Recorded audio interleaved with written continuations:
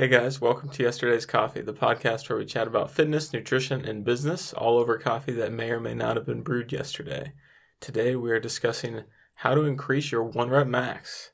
How to get stronger. So going the strength route, something we haven't touched on in a while because we've been into a lot of nutrition topics, fat loss topics. But the strength side of things is something that's really entertaining for me at least to dive into because there's a lot of thought behind it, and there's a lot of key differences that you might not necessarily think about, especially in regards to, say, somebody training to get bigger. They're not necessarily the same thing. Well, no, I mean, correct me if I'm wrong, because I guess I should say a bigger muscle can be a stronger muscle, but it's not a given. Right. Correct. So more muscle mass has more potential for strength. Yes. But if you're not training that way, and this is where you're talking about this being a very thought-driven type of training, it's very intentional.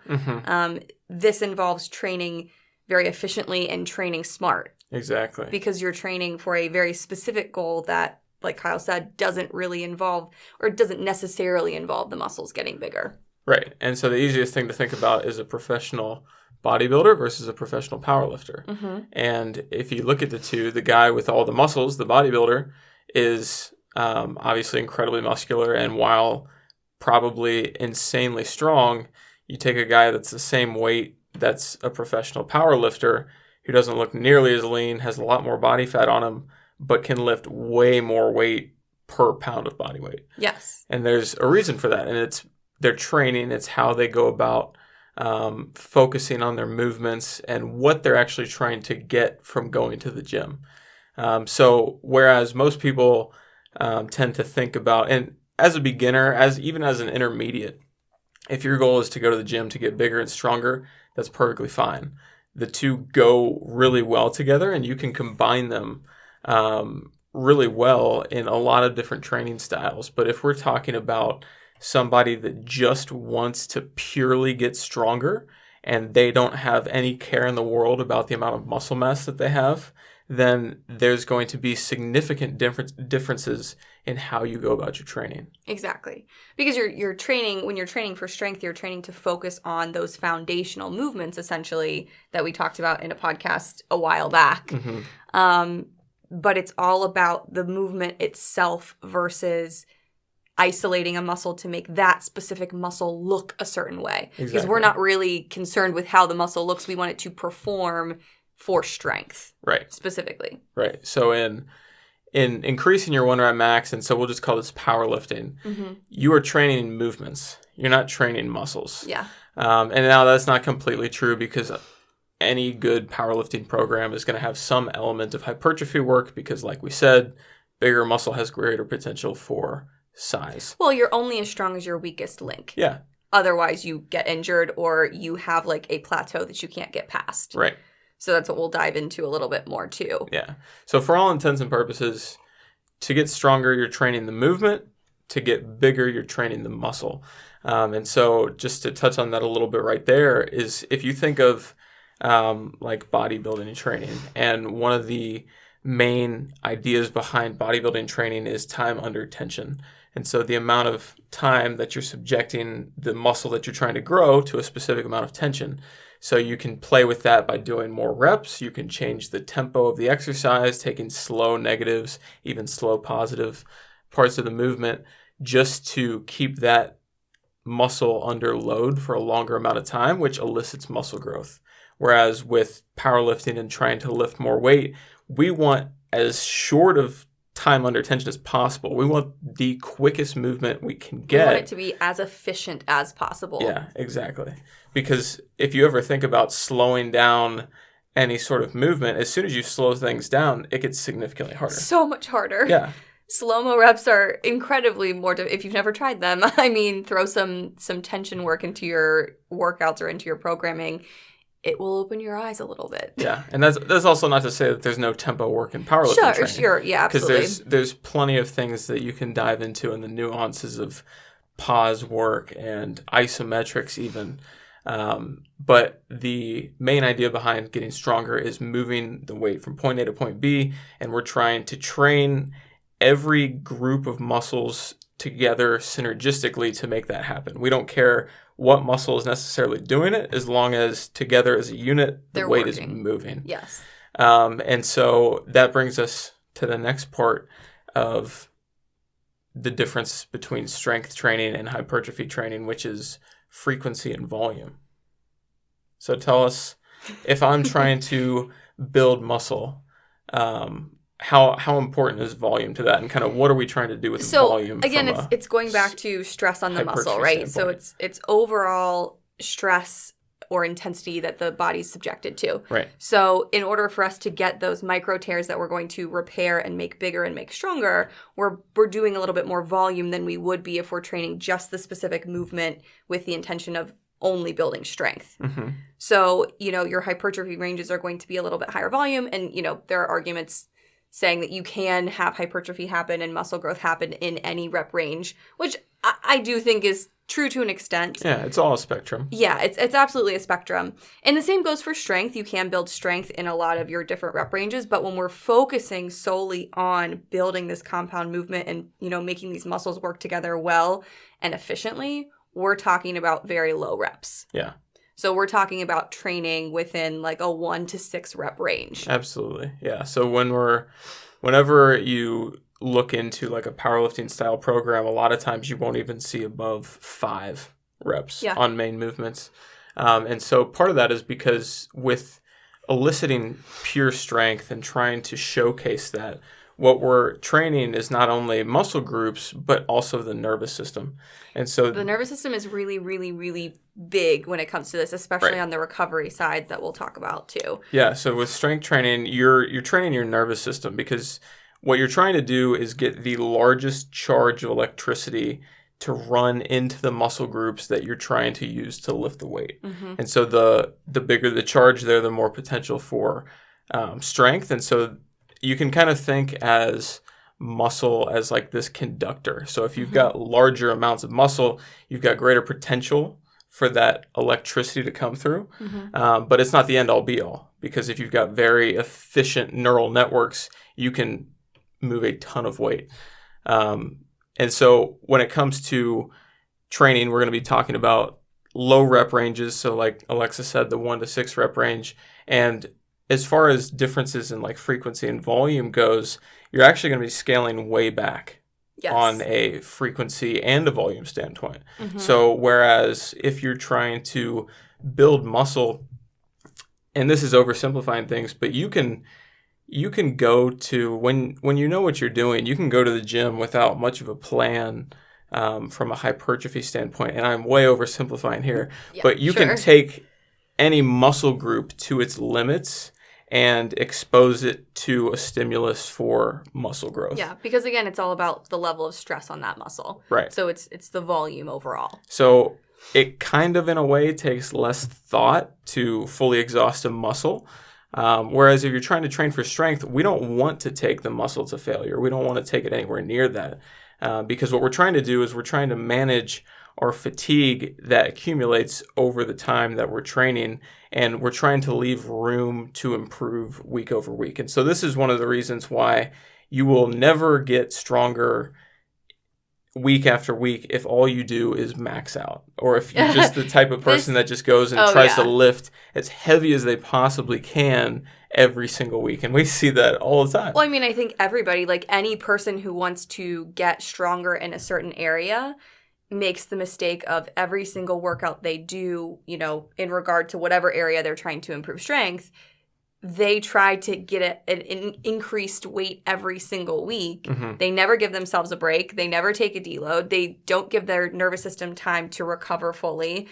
And they end up plateauing, and they can't, they'll come to us and they'll say, this has been my bench for 3 years and I can't get past it. And what am I doing wrong? And it's because they're not training smart, right? They're just overtraining, and maybe not to the point where they're getting injured, but they're not training the right way. Yeah, and for the goal. The key distinction you have to make is that when you're maxing out, you're not training. A max out a max effort just a lift test. It is a is test. an expression of strength. It's a test. Yeah. It's not going to make you stronger. It's showing you what you can do. And that's not, again, not to say there's so many caveats to any training. We're simplifying. But that's not to say that you can't do multiple singles in a workout and you can't have different training periodization strategies where that comes into play. But if that's all you're doing and every single week you're just trying to add more weight, in the beginning that'll work. It'll work for quite a while. After you've been training for a year or two consistently, and definitely even shorter than that, you're not going to be able to do it. And it's because you're not actually training all of the different facets of strength that are required. No, you're just going through a movement. And you're just expressing that movement over and over again. You're not improving on any of those other factors. And so when you break down any of these movements, because like we said, we're training movements. We're not training muscles per se. You break these movements down. So squat, bench, deadlift is the main three. Each one has different segments that different people are going to be better at based on their leverages. Yeah, based on your body mechanics, based on your just natural body composition, based on a lot of factors. So essentially what you're trying to do is, in order to train very smart here, we want to find out what muscles in that movement are the strongest, and then what muscles we might need to improve the strength or improve the mobility, improve your range of motion. Where are weak points? And you're still going to train, you're still going to have that main movement as the main part of your workout. But then we want to add in some other, isolation work or stability work, mobility work to support that overall movement. Absolutely. So anytime you're doing any of these movements, and especially when you get past 80%, definitely in the 90% range of your 1 rep max, you'll start to see hitches in your technique, or if your technique is really good, then what you'll see is slower portions of the movement. So very common one in the squat is the mid-range, where after you've come up out of the hole, you start to slow down midway through, and then you grind your way up. Other people, once they get out of the hole, they're good to go. And that's, again, going to be on a spectrum. It's going to be based on your leverages. It's going to be based on your technique and your stance, and any number of different factors there. And so understanding what point in the movement that you're weak in is going to be really influential for those assistance movements that you choose and how you augment the rest of your training. So in any of these cases, when we're just talking about building strength specifically, you're going to be starting your workouts with one of these main movements because you want to be as fresh as possible. Yes. Then as far as the way that you're making up those sets and those reps, there's a million different methods out there, and I'm not going to dive into them today because honestly, we could talk about individual methods as a whole show there's itself. A ton. That's the most important thing to know is there are a lot of ways to go about it. I would say the most important thing to keep in mind is a lot of times these programs are going to rely on you knowing a 1 rep max or, calculating an estimated 1 rep max and using certain percentages of that max weight in order to train up to a certain level. Yeah. And that's actually a really good point I want to bring up about calculating 1 rep maxes. The lower rep max you use to calculate a 1 rep max, the better. So what I mean by that is you're going to get a way more accurate calculation if you do a 3 rep max or maybe even a 5 rep max versus a 10 rep max or a 15 rep max. Or potentially using like a 90% of your 1 rep max as 100%. Isn't that what some people do? So that's I've seen that done a lot. That's an element of 5-3-1. There's 5-3-1. Okay. That you take a training max, which is 90% of your true max, to then use as the number that you're calculating from. Yeah. We're not going to dive into that today. I think we might do that in the future. It might be good to that cover might be really interesting. Like 5-3-1 or the conjugate method or any number of But different again, topics. like if we're trying to train efficiently and we're trying to do this in a very intentional way, then there are some more set numbers that you're going to want to train at rather than just going in and being like, I'm just going to hit the heaviest weight I can for today and I'm going to stop at the reps when I get tired. Exactly. Strength training is all about periodization and planning. And it's progressive, so you continue to improve week to week. Yeah.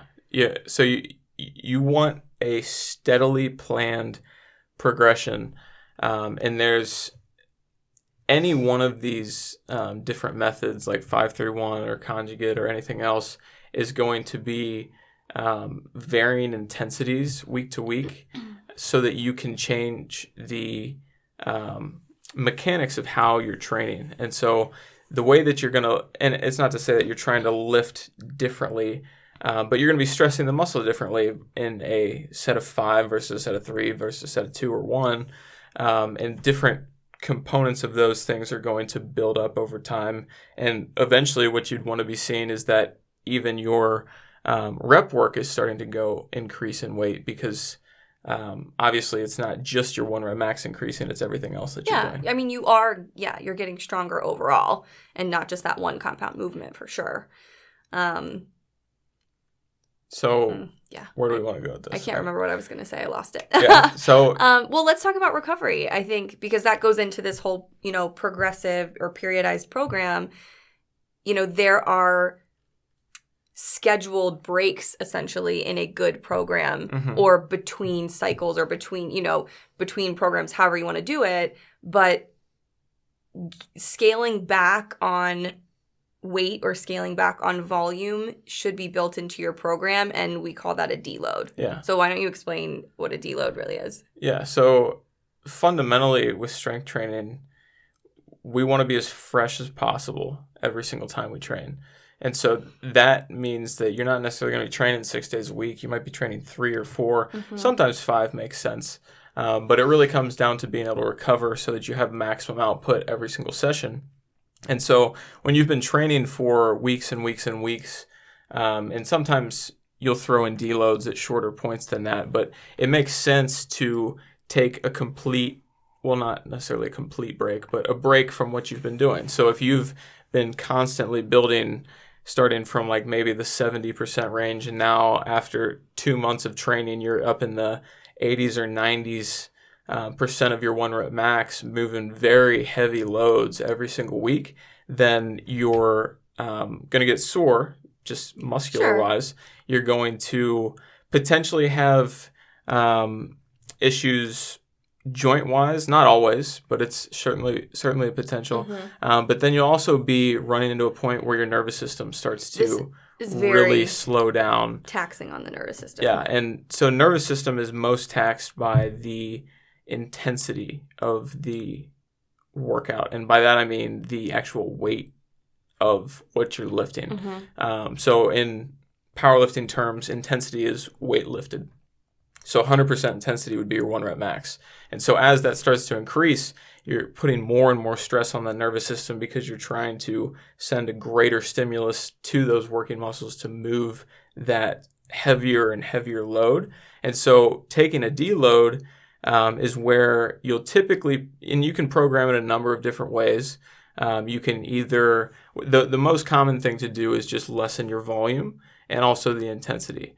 So you're going to say if you're doing maybe 12 working sets in your typical workout and you've been working in the 80 or 90% range on your main lifts, then on a deload week, you might scale that back to 4 to 6 working sets at no higher than 60%. And you might go for speed instead of moving just maximal weight. And that's part of what that conjugate method plays off of is max effort days, dynamic effort days, with the max effort days being your heavyweight days, and then the dynamic effort days being lighter, more explosive speed movement days. And so balancing those different factors and planning things out is really key to improving strength over time, because if you just keep pounding and pounding and pounding, eventually you'll either totally plateau or you'll hurt yourself or you'll just burn out. Well, and I think it's important to remind everyone that strength goals are long-term goals. We're not going to, yes, you're going to make progress week to week to week, but you're not going to be testing your 1 rep max every month or every couple months. I mean, we're looking for, overall strength improvements on potentially a yearly basis, or obviously we're going to see changes in between, but if you are going to commit to this goal, you need to commit to all of the parts of it, and recovery is a really big piece of that. Yeah. I think another thing the deload week is good for is, for people who potentially don't focus as much on things like stability and mobility, flexibility, that deload week can give you an opportunity to maybe cross-train in a different way that is going to support, it's all going to go back and support your main strength goal, and also, protect your spine, protect your joints, keep your core healthy, all those other things that sometimes get overlooked when somebody has their eyes focused on a strength goal. Mm-hmm. Yeah. So I think to kind of summarize and put this into a package that you can actually use for increasing your 1 rep max, your training is going to look drastically different than if you're trying to get bigger. So we're trying to, you can think of it as trying to maximize the effectiveness of every single set that you do. So you're only going to do as many as you need. Mm-hmm. So we're not trying to do just useless junk volume. We're trying to stimulate the muscle to an extent where it's challenged, but there's still reps in reserve, and there's still plenty of room for recovery. Mm-hmm. So we're staying in lower rep ranges with our main movements, say 1 to 6, starting at a lower percentage than you can necessarily handle. So if your first week, you're not going to be starting, if you're doing sets of 5, you're not going to be starting with your 5 rep max. You're going to be starting with something you could probably hit for 12, 13. Mm-hmm. But you're going to be doing sets of 5 with it. And then the next week, maybe you come back, and again, it's going to depend on the periodization that you're using. If you're sticking with the same reps, then maybe you're going to up the intensity. So maybe you add 5 or 10 pounds to it. Or maybe you're changing the rep range, you're dropping down to 3, and you're upping the intensity more significantly. So maybe you're adding 20, 30 pounds to it, that kind of thing. And you just repeat these types of cycles with different periods interspersed for a deload, depending on where you're going to need it. And certain programs will have that type of thing built in. So if you're doing like a pure 5-3-1 type of program, they cycle in a deload every 4th week regularly. There are also plenty of other ways to implement it if it's more of like an auto-regulation thing where you go out of your way to decide when a deload is. You don't necessarily pre-plan it. So this would be people who potentially use monitors to measure recovery that, potentially track sleep. They track heart rate variability. Yeah, you could. A lot of those, I see that pretty often. I actually have a couple of new clients who are doing that, measuring their own recovery, and that's what's helping them decide when to take some of those deloads or their, rest periods. Yeah, and there's definitely some use cases where having that type of extra technology can help. You can also just do it based on your feel. Oh, yeah. So I'm all about getting in tune with your body and feeling it out. But that's, for higher performing people, I think having, a piece of technology to help you understand it better. Having metrics to go by definitely doesn't hurt. Yeah. And so that's another way to do it. But overall, what you're trying to do is peak to a certain extent. So you're trying to start where it's not necessarily easy, but you're not anywhere near your complete max effort, and then slowly over some period of time trying to increase that level of intensity, staying in low rep ranges, staying in lower, not necessarily frequency, but lower volume overall with your training. So you're not just throwing in extra leg extensions after your squats just every because. Exercise should have a very clear purpose. And definitely do your isolation work, do your accessory work to support your main movement. I can't stress that enough. Yeah. Make sure your form looks good. I will stress that. Everything that we're talking about requires form first and foremost. Pretty good form. Yeah. Again, if you don't want to get hurt and you really want this strength goal, or you want to increase your strength by a significant amount, your form and all those basics have to be covered first. Yeah, I mean that goes without saying, but I have to say it because I see these people at the gym who are like, oh yeah, I can squat 315, and they're like sitting there quarter squatting, just like bouncing the weight up and down. We're not even talking about quarter squatting. But I understand. But what I'm saying is, that's again, a whole nother topic. If your goal is strength, sometimes you have to scale back a little bit. Sometimes you have to go back to the basics. Again, we're trying to figure out what your weak points are and how to make the movement as a whole stronger. And sometimes that means checking your ego and pulling back on the weight, because again, we're training at percentages to begin with, so you're going to have to scale back on the weight no matter what. Maybe we can do that next week. Maybe we can dive into what's not a rep.